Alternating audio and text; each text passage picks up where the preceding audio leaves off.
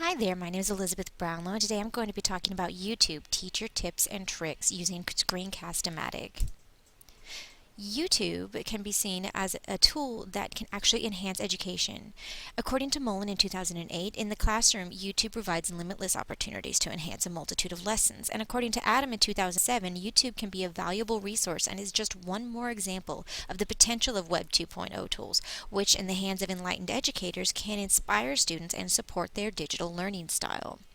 YouTube is prevalent in student populations and they identify with it, and therefore it is not going away anytime soon. According to Adam in 2007, take a look at the YouTube homepage on any given day and you'll find featured videos that have received over 1 million views. You can only imagine how much more prevalent this is today.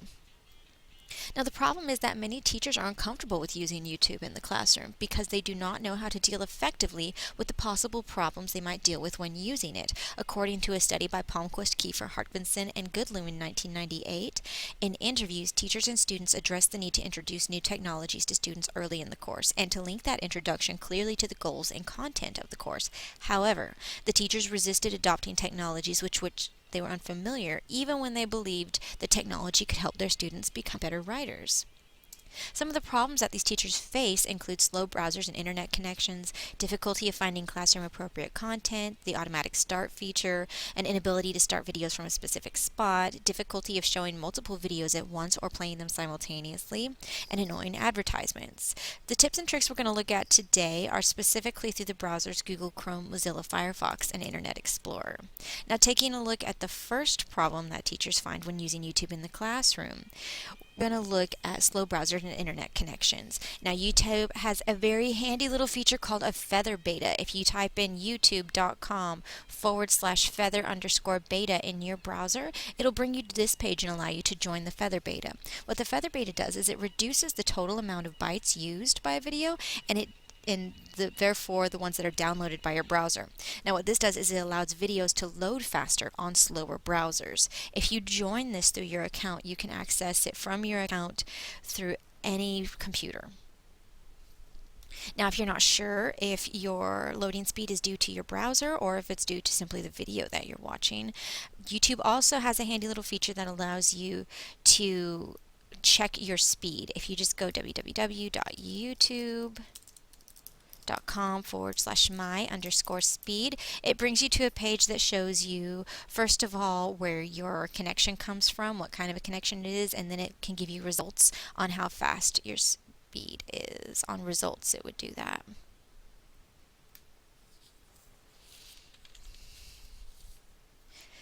Now, the next problem we're going to look at is the search for classroom appropriate videos. One really handy tool is youtube.edu.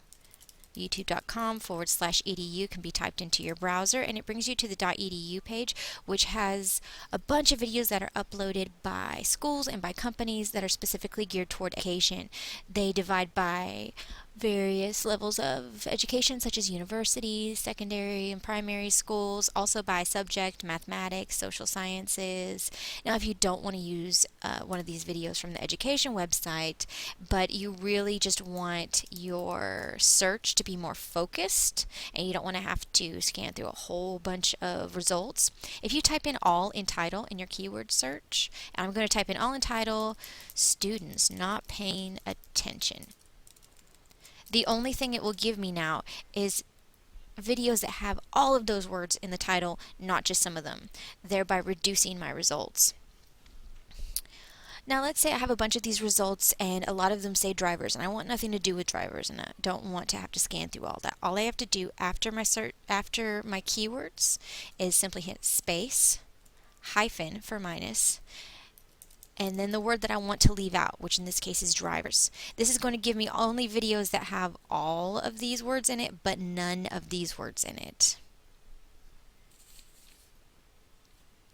Now, many teachers wish to show a video, but they want to load it while they're introducing it to the class, or they want to allow time for a slower connection. However, the autoplay feature of YouTube can make this difficult and honestly annoying. There are various ways to combat this, however. First of all, Google Chrome has an extension that you can add on to your current browser. If you go to Settings and then Extensions, this extension is called Stop Autoplay for YouTube. It makes it to where you have to click play in order for videos to actually play from now on. As well, Mozilla Firefox actually has an extension as well. If you go to Settings and then Add-ons, it's called Tube Enhancer Plus. It not only stops autoplay feature, but it also blocks ads. It automatically plays videos in HD. It allows you to loop videos or change the style of them. It pretty much does everything for you. If you have Mozilla Firefox, this is a very excellent tool. As well, if you're on a computer that's not yours and you're using Google Chrome, you can simply change the settings temporarily.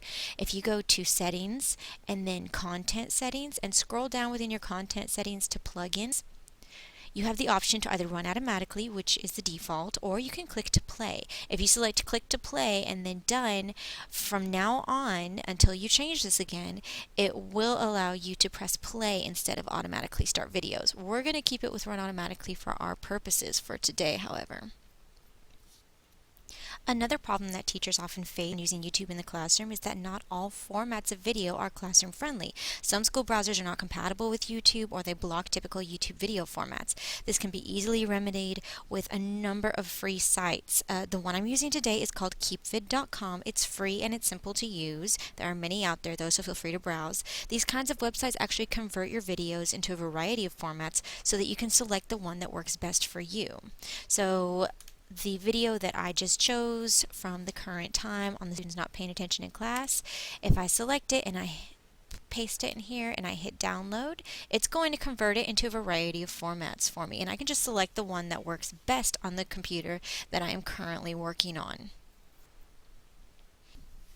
Now, many teachers may wish to compile a group of videos that either include the same artist or themes, or are used for the same class, or can be used together in tandem to get a specific issue across. Now, one handy little feature of YouTube that allows you to group by artist is called YouTube Disco. In my browser, if I type in www.youtube.com/disco, it brings me YouTube Disco, which allows me to browse by artist. It's only going to have official music videos by these artists up there, so that you don't have to browse through a whole bunch of personal videos that are mashups. So let's say, for example, I am wanting to showcase the Colombian artist Shakira for a Spanish class. All I have to do is type in her name, select disco, and all of these music videos of hers come up. I can select any of them, or if I would prefer, I can just let it keep playing. It's going to keep going through each one until I stop it. So I can just let it keep playing while I talk to the students. Sometimes one video can most effectively convey the message of a teacher when played in tandem with another. This is referred to as a mashup. For example, if I want to introduce my class to the reasoning behind my syllabus rules, I can demonstrate how student disruptions can affect information retention and attention span by playing an interesting informational video such as this Did You Know video, alongside a video of students interrupting class. So all I have to do is use a mashup software or website. This is a free website called YouTube Multiplier. There are many of them out there. Most of them are free. All I have to do is select URLs from two videos and it'll play a mashup for me. So if I want to use this informational video, I like the whole thing, so I'm going to copy the whole video URL. This one makes me copy it from here, which is okay. I select it and then I paste it here into my video URL, and then I want to mash it up with my students not paying attention in class. Copy my video URL, I put it in here. Now, one problem with this particular one, it's only good to me from second 11, so I'm going to put in 11 seconds. Now I want the volume on this to be at 0 because I really want them to pay attention to this volume. Okay, so title of mashup is going to be Did You Know Students Don't Pay Attention? Do I want them perfectly synchronized? That does not matter to me right now. I want them to be interrupted. It asks me to type in some numbers to make sure I'm a human, and I can preview it from here. It's going to create a mashup for me that I can view and decide whether it is appropriate for my students or not. As I said, at any point and ask them to recall the information from the video, thus proving my point that distractions can cause you to not retain information as well as you should. That's just kind of a little preview of what we're going to do there. If I wanted to keep it, all I would have to do is exit out of this and select Save My Mashup. Speaking of interruptions, our last problem, and arguably the most annoying one, is advertisements that begin with each YouTube video. Now, when working a computer that's not yours or from which you do not have access to your edited playlists, a simple immediate option is the addition of a command. According to lifehacker.com, Mr. Eric Ravenscraft gives us a great little command to add into your developer. If you copy it, now what he claims is that if you open up your developer console, and here's the instructions for doing that for each different kind of browser. For Chrome, it's Control-Shift-J. For Firefox, it's Control-Shift-K. So let's say I want to play this video, but I want no advertisements for it. So I'm uploading it, I'm getting it ready for my class. I'm at my YouTube screen, the Did You Know 3.0. All I have to do is select Control-Shift-J, and it brings up my developer console. I've already copied that little code, and I can now paste it in here. And once I've done this, it will now play without any advertisements. See? Simple. This is great for if you're on a computer that's not yours. Also, if you are working on your own computer most of the time, there are extensions for blocking ads. For instance, Google Chrome has the Ad Block Plus. It blocks ads on Facebook. As we discussed earlier, the Mozilla Firefox extension Tube Enhancer Plus also blocks ads. It kind of does everything. And actually, Internet Explorer has an ad blocking extension called Ad Block Plus for Internet Explorer. If you go to your settings and then add-ons, you'll be able to find it there. These were some tips and tricks to encourage teachers to utilize YouTube as a tool in their classrooms and to still avoid some of the hassle involved. Here are my references, and I hope this profile helped to improve your YouTube experience in the classroom.